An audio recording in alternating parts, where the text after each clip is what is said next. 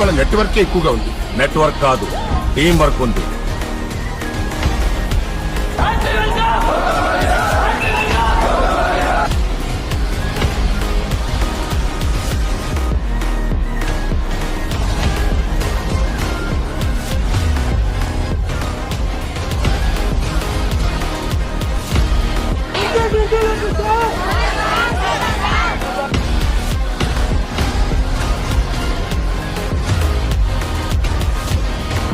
ఏంటయ్యా ఇది?